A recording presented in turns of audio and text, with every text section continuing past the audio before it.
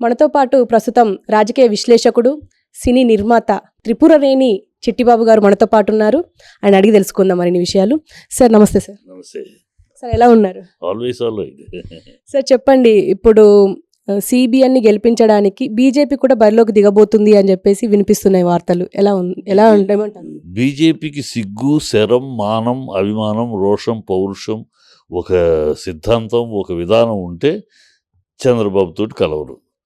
ఎందుకు అంటే చంద్రబాబు మోడీ గారిని, బీజేపీని అవమానించినట్టుగా, కించపరిచినట్టుగా ఎవరు చేయలే రాజకీయాల్లో. చంద్రబాబు అంతటి ద్రోహి ఇంకొకడు లేడు బీజేపీ విషయంలో. ఒకసారి కాదు, గతంలో వాజ్పేయి పీరియడ్లోనూ అలాగే చేశాడు, ఇప్పుడు మళ్ళీ నమ్మినా మళ్ళీ అలాగే చేశాడు. అతను అలాంటి వాటితో మళ్ళీ చేతులు కలిపి అతను ముఖ్యమంత్రి చేయడానికి కనుక బీజేపీ దిగితే అంతకన్నా సిగ్గుసరి పార్టీని అసలు ఓటు వేసేవాడు కూడా వేయడు, బీజేపీ కార్యకర్త కూడా వేయడు. బీజేపీ జనసేనతో కలుస్తా అంటే జనసేన బీజేపీని తూనాబొడ్డని వెంట్రుక కింద తీసేసి కనీస సంప్రదింపులు కూడా లేకుండా డైరెక్ట్గా ఒక పార్ట్నరు, మన భాగస్వామిగా ఉన్నాము, వాళ్ళతో చెప్పి మనం డెసిషన్ తీసుకోవాలని కూడా లేకుండా జైల్లో కలిసాడు. నేను తెలుగుదేశంతో కలిసి వెళ్తున్నాం అన్నాడు. వెళ్ళిపోతున్నారు, వాళ్ళు టికెట్లు పంచుకుంటున్నారు, అది చేసుకుంటున్నారు. ఇంకా వాళ్ళ వెనకాల తోకలాగా మేము వస్తామని వీళ్ళు వెళ్ళారంటే జనాలు అసహించుకుంటారు. పోయినసారి డిపాజిట్లు రాలేదు, అవి కూడా రావు. అసలు వాళ్ళ తెలుగు ఆంధ్ర రాష్ట్రంలో బీజేపీ అనేది లేదు. బీజేపీకి ఒక అధ్యక్షులే లేరు. ఉన్న అధ్యక్షుడు బీజేపీ అధ్యక్షుడు కాదు, చంద్రబాబు సెక్రటరీగా ఉన్నాడు. బంధుత్వం, రక్తబంధంతో ఊగిసలాడుతుంది కనుక అసలు బీజేపీ ఆ కాంబినేషన్ అసహించుకుంటారు జనాలు, అసహించుకుంటారు, మామూలుగా కాదు. వచ్చేవి కూడా రాదు, వచ్చే 10 సీట్లు కూడా రావు. కనుక అది అసలు అవుట్ ఆఫ్ క్వశ్చన్, ఆలోచించడానికి కూడా జిగుత్సాకరమైన విషయం అది. అంటే మనకి ఇప్పుడు తెలంగాణ రాష్ట్రంలో మొన్న ఎన్నికలు జరిగాయి. అప్పుడు జనసేన బీజేపీతో ఉంది. అయితే మనకి ఇప్పుడు ఏమని వినిపిస్తుందంటే జనసేన ఖచ్చితంగా, అంటే జనసేనని పవన్ కళ్యాణ్ గారు ఖచ్చితంగా తీసుకొస్తారు, బీజేపీని సపోర్ట్ తీసుకుంటారు అని చెప్పేసి అంటున్నారు. అతని సీన్ ఎంత మా ఊరినే మీడియాలో అతని సీన్ ఎంత, జనసేన పవన్ కళ్యాణ్ ఎంత మనం కంటెస్ట్ చేశారు, 7 అన్నింటిలో డిపాజిట్లు పోయి అతని సీన్ ఏంటో తెలిసిపోయింది కదా. అతనెంత, అతని పార్టీ ఎంత, అతనేదో బీజేపీ తీసుకొస్తాడు అని మాట్లాడటంలోనే ఓవర్ అండ్యూగా మాట్లాడటం. అది తను ఎక్కువ ఊహించుకుని మాట్లాడే మన డిపాజిట్లు కూడా పోయింది. ఏదో చించేస్తప్పుడు లేస్తే మనిషిని కాదు, లేస్తే అసలు మనిషే కాదు అని తెలిసి చెప్పేశారు ప్రజలు. కనుక జనసేన అతను అనదరు కేఏ పాల్ ఆఫ్ ఆంధ్రప్రదేశ్. ఇక్కడ తెలంగాణలో కేఏ పాల్ ఎట్లాగో కేఏ పాల్కి పెద్దన్నయ్య ఆంధ్రలో పవన్ కళ్యాణ్. కనుక వీళ్ళందరూ కలిసి చేయగలిగేది ఏమీ లేదు. అందరూ కలిసి ఇంకా అతనికి బలం చేకూర్చడమే, జగన్కి బలం చేకూర్చడం తప్పితే వీళ్ళు ఎవరు ఫామ్లో లేరు, చంద్రబాబుని నమ్మే పరిస్థితిలో లేరు. అందుకని ఆయన ఎవరో నమ్మరు కనుక ప్రజలు ఎవరో ఆయన నమ్మే పరిస్థితి లేదు కనుక వాళ్ళని తెచ్చుకోవాలి, వీళ్ళని తెచ్చుకోవాలి తాపత్రయపడుతున్నాడు. ఎవరిని తెచ్చుకున్నా ఏం తెచ్చుకున్నా అతను మళ్ళీ ముఖ్యమంత్రి అయ్యే అవకాశం లేదు.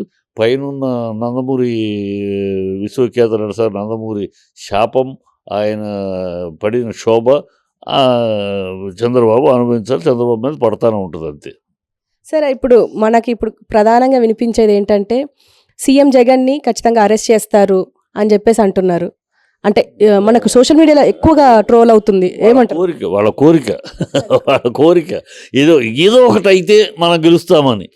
మనం గెలవటానికి రూట్ లేదు, ప్రజలు నమ్మట్లేదు. పవన్ తోటి కలిసి వెళ్తా ఉంటే పవన్ 0 అయిపోయాడు, కామెడీ అయిపోయాడు. సో ఈ కాంబినేషన్ లేదు, ఈ బీజేపీ రాదు, బీజేపీ వస్తే జనాలే చేదరించుకుంటారు ఈ కాంబినేషన్ని. కనుక ఏదో ఒకటి జరిగి అలా అరెస్ట్ అయితే ఏమన్నా అవుతుందని వీళ్ళ ఆశ.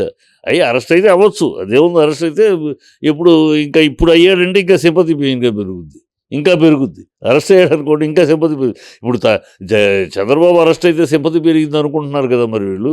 చంద్రబాబు అరెస్ట్ అయితే సింపతి పెరిగినప్పుడు జగన్ అరెస్ట్ అయితే అవదా? 2 అవినీతి కేసులే కదా. అది ఊరినే వాళ్ళ కోరిక, దిప్పుడు కల్లా మా ఆశ. ఏదన్నా జరగదా, మనకు అవకాశం, అందుకనే వాళ్ళు ఎన్నికల్లో కూడా మాట్లాడటంలో కూడా మమ్మల్ని గెలిపించండి అని ఒక్కనాడు అడగడం విన్నామమ్మా నువ్వు? తెలుగుదేశం మమ్మల్ని గెలిపించండి అని అడగరు. మేము ఇది చేస్తాం, అది చేస్తాం, మమ్మల్ని గెలిపించి ఎవడన్నా ఎన్నికల్లో ప్రజల దగ్గర అయ్యా మమ్మల్ని గెలిపించండి, గెలిపిస్తే మేము ఈ ఆర్థిక విధానంలో చక్కదిద్దాం, ఈ సమస్య ఇలా పరిష్కరిస్తాం అని చెప్తాడు ఎవడను. వీళ్ళు అసలు ఆ మాటలు చెప్పరు. ఎందుకు చెప్పరు? వీళ్ళు కనుక మేము వచ్చేస్తాం ఇచ్చేస్తామంటే నాయన 14 ఏళ్ళు సీఎంగా ఉన్నావు, ఏం పీకావు అని అడుగుతారు జనం. అప్పుడు చేయదు, ఇప్పుడేం చేస్తావు? ఇప్పుడే పుట్టుకొచ్చింది ఈ సమస్యలన్నీ, ఇంతకుముందు ఉన్నాయి కదా, మన 14 ఏళ్ళు నువ్వు పరిపాలించావు కదా, జాయింట్గా 9 ఏళ్ళు సింగిల్గా, ఏం పీకావు అని అడుగుతారు. అందుకని వాటికి సమాధానం చెప్పాల్సి వస్తుందని ఏం చెప్పకుండా అతను ఓడించండి మమ్మల్ని మేము గెలుస్తాం. అతను ఓడించండి ఏంటి? అతనేమో నా వల్ల ప్రయోజనం పొందితే మీరు నాకు ఓటేయండి, లేకపోతే జగనన్నే ఓటేయద్దు అన్నాడని చెప్పండి అని ఓపెన్గా అడుగుతాను. నా యొక్క డెవలప్మెంట్ చూసి మీరు మీ ఇంట్లో నా వల్ల ప్రయోజనం పొందింది ఈ ప్రభుత్వం వల్ల అంటే నాకు ఓటేయండి అని అడుగుతాను. మీరేమో అతను ఓడించండి అంటున్నారు. ఇక్కడ తెలిసిపోట్లా వీళ్ళ ఎంతటి దరిద్ర స్థాయిలో ఉన్నారు ఈ అపోజిషన్. కనుక ఈ అపోజిషన్ ఆంధ్ర రాష్ట్రంలో ఉన్నంత దౌర్భాగ్యపు అపోజిషన్, ఆంధ్ర రాష్ట్రంలో ఉన్నంత దరిద్రమైనది, నీచమైన, హేయమైన అపోజిషన్ భారతదేశంలోని ఏ రాష్ట్రం లేదు. చాలా దిగంబరంగాను ఉంది ఆ అపోజిషన్. కనుక ఈ ఎన్నికలు మళ్ళీ ఆ చీకటి రోజులు కంటిన్యూ అవుతాయి ఆంధ్ర రాష్ట్రానికి. మళ్ళీ జగన్ ప్రభుత్వం ఈ పరిస్థితి కంటిన్యూ అవుతుంది. అంటే ఇప్పుడు మనం వింటున్నది ఏంటంటే రోజాకి కానీ, ఇటు మళ్ళీ పేర్ని నానికి కానీ, శ్రీనివాస్ అంటే టికెట్లు మెయిన్ లీడర్స్ అందరికీ టికెట్లు ఇవ్వడం లేదు అని చెప్పి సమాచారం వస్తుంది. అంటే సీనియర్ లీడర్స్ లేకుండా గెలవగలడా? వాళ్ళని బట్టి గెలిచాడా జగన్ తనను బట్టి గెలిచాడు. జగను పేరు నాని బట్టో, కొడాలి నాని బట్టో, రోజాని బట్టో గెలవల. వాళ్ళు ఈయన బొమ్మను పెట్టి గెలిచారు. కనుక ఇస్తే ఇవ్వచ్చు, ఇవ్వకపోతే వాళ్ళ వల్ల పార్టీ జగన్ గెలుస్తాడు అనేది కరెక్ట్ కాదమ్మా. వాళ్ళు అసలు లెక్కలో పొలిటికల్గా అతనేమో వ్యూహాలు వేసుకుంటున్నాడు, పొలిటికల్ లెక్కలు వేసుకుంటున్నాడు. వీళ్ళేమో ఇక్కడ గోతికాడ నక్కలాగా కూర్చొని ఎప్పుడు జారి పడతాడా మనం ఎక్కుదాం చూస్తున్నారు. అతనేమో చక్కగా ఎవడు ఇన్ఫర్మేషన్ తెప్పించుకుంటున్నాడు, అన్ని తెచ్చుకుంటాడు, ఎవరికి ఇవ్వాలి ఎవరికి ఇవ్వద్దు, ఇవి గెలుపు గుర్రాలు ఎవరు అతను లెక్కలు వేసుకుంటున్నాడు, బేరీస్ చేసుకుంటున్నాడు. అతని లెక్కల్లో అతను వెళ్తున్నాడు. గెలుపు గుర్రాలని అతనికి వచ్చిన ఇన్ఫర్మేషన్, ఇంటెలిజెన్స్ రిపోర్ట్ బట్టి అతను ఇచ్చుకుంటాడు.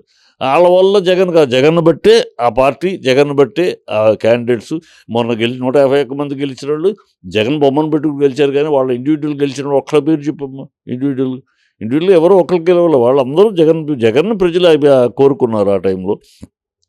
చంద్రబాబు యొక్క దౌర్భాగ్యం వల్ల, చంద్రబాబు యొక్క దరిద్రపు అబద్ధాల ఆరబోతం వల్ల, చంద్రబాబు యొక్క అసహ్యమైన పరిపాలన వల్ల, చంద్రబాబు యొక్క నీచమైన, నికృష్టమైన, భ్రష్టమైన పరిపాలన వల్ల ప్రజలు విసిగి వేసారి అసహించుకుని దరిద్రం వద్దు అనుకుని వేరే ఎవరు కావాలి అని ఎదురు చూస్తుంటే ఆ టైంలో 10 ఏళ్ళుగా ప్రజలు తిరుగుతూ నాకంటూ ఒక అవకాశం ఇవ్వండి అని అడుగుతున్నాడు. సరే ఇద్దామని ఇచ్చారు. అంతేగాని జగన్ మీద పెద్ద నిష్ణాతుడు, పరిపాలన దక్షుడు, గొప్ప పరిపాలన చేస్తాడని కాదు. ఇతను చేసిన దౌర్భాగ్యానికి అతనికి ఇచ్చారు అవకాశం. అతను ఇచ్చినందుకు అతను ఏదో నవరత్నాలని అవన్నీ చేస్తున్నాడు. సగం చేస్తున్నాడు, సగం మంచి చేస్తున్నాడు, సగం దౌర్భాగ్యం జరుగుతుంది. కానీ ఈ దౌర్భాగ్యాన్ని ఎండగట్టడానికో అతని పరిపాలనలో ఉన్న దీన్ని బయట లాగడానికో వీళ్ళకి శక్తి లేదు. ఎందుకు వీళ్ళు ఇంతకన్నా నీచంగా చేశారు. ఇప్పుడు చెత్త పరమ చెత్త, ఇసుక తక్కడ పేడ తక్కడ అన్నట్టు చేశారు. సో ప్రజలు ఏంటంటే చంద్రబాబు చేయని అవినీతి, చంద్రబాబు చేయని దౌర్భాగ్యమా, చంద్రబాబు చేయని అరాచకమా? అతని పాలన 5 ఏళ్ళు చూసే కదా, అన్ని అబద్ధాలు, అన్ని దరిద్రాలే.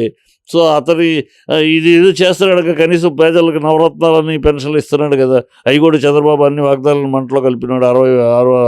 600 వాగ్దానాలు వచ్చి 6 వాగ్దానాలు కూడా నెరవేర్చలేదు. సో మళ్ళీ ఆ దరిద్రం ఎందుకు? ఏదో ఉన్నది నడుస్తుంది కదా, ఇతనే చేస్తాడుగా, ఏదో ఒక అందుతున్నాయి కొంతమందికి, కొంతైనా జరుగుతుంది కదా అని ప్రజలు ఇతరుకే వేస్తారు. చంద్రబాబు, పవను, పురంధేశ్వరి వీళ్ళ ఆధ్వర్యంలో ఆ పార్టీలు పుట్టగతులు ఉండవు, ఆ పార్టీలకి బతుకులు ఉండవు. అయితే ఇప్పుడు ప్రస్తుతం మనం వింటున్నాం ఏపీ ప్రజల అంటే ఇప్పుడు మాకు జగన్ వద్దు అని చాలామంది అంటే 90% మంది అంటున్నట్టు తెలుస్తుంది. అంటే ఇప్పుడు రిషికొండ బీచ్ దగ్గర వాళ్ళ ఛానల్స్లో వాళ్ళ పే ఛానల్స్ ఉన్నాయి కదా, వాళ్ళ ఛానల్స్, వాళ్ళ యూట్యూబ్స్లో. ప్రజల్లో లేదు, మా ప్రజల్లో తిరిగితే చూస్తున్నాం కదా. ప్రజల్లో ఆల్టర్నేటివ్ కావాలి, మంచిదే వదితే, కానీ ఆల్టర్నేటివ్ ఎవరూ కనపడట్లేదు. ప్రజల దృష్టి అదే. చంద్రబాబు చేస్తున్నాడండి, ఓకే, ఇతనికన్నా మంచోడు అయితే చూడొచ్చు. ఎవరు మంచోడు? చంద్రబాబు ఇతనికన్నా మంచోడా? దౌర్భాగ్యం పరిపాలన చూసాం కదా. పురంధేశ్వరి ఏమి రీతి ఉంది. పురంధేశ్వరి ఆ, వాళ్ళ నాన్నకే ఎదురు నిలబడింది. వాళ్ళ నాన్నకి కష్టకాలం వచ్చినప్పుడు ఆయనకు అండగా నిలబడి ఎదురు నిలబడింది. తర్వాత వాళ్ళ నాన్న ఏ కాంగ్రెస్ అనేది భూస్థాపితే ఆ కాంగ్రెస్లోకి వెళ్ళింది. అక్కడ మంత్రి పదవి అనుభవించింది. ఆ పార్టీ పోగానే మళ్ళీ ఇక్కడికి వచ్చి చేరింది. ఏ ఏం అమ్మాయి దగ్గర ఒక నీతి నిబద్ధత ఏముంది? అది పవన్ కళ్యాణ్ ఇక్కడ కాంగ్రెస్తో ఇక్కడ బీజేపీతో విరోధం అంటాడు, అక్కడేమో స్నేహం అంటాడు. నేను లేస్తే మనిషిని కాదంటాడు. ఒకరోజు సీఎం అంటాడు, ఒకరోజు సీఎం కాదంటాడు. అక్కడేమో లోకేష్ ఏమో మా నాన్నే సీఎం అని గట్టిగా చెప్పేస్తున్నాడు. ఇంక ఇవి ప్రజలు ఆ అభిమానులు మోసం చేసి వీళ్ళు ఇంక నెక్స్ట్ స్టెప్ ఏంటి ప్రజల్ని మోసం చేయటం.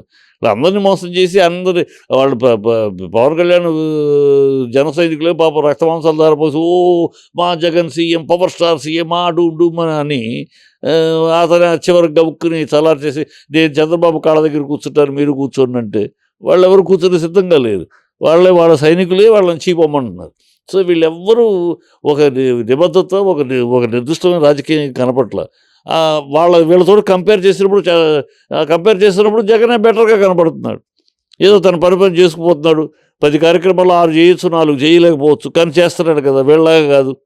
వీళ్ళలాగా దౌర్భాగ్యం లేదు అని ప్రజలు అతనికే ప్లస్ మార్కులు పడుతున్నాయి. అందుకంటే ఆంధ్ర రాష్ట్రంలో ఉన్నంత దౌర్భాగ్యమైన అసహ్యమైన జుగుత్సాకరమైన అపోజిషన్ ఏ స్టేట్లో లేదు, మన దగ్గర ఉంది కనుక ఆ కర్మ మనం తప్పదు అంతే.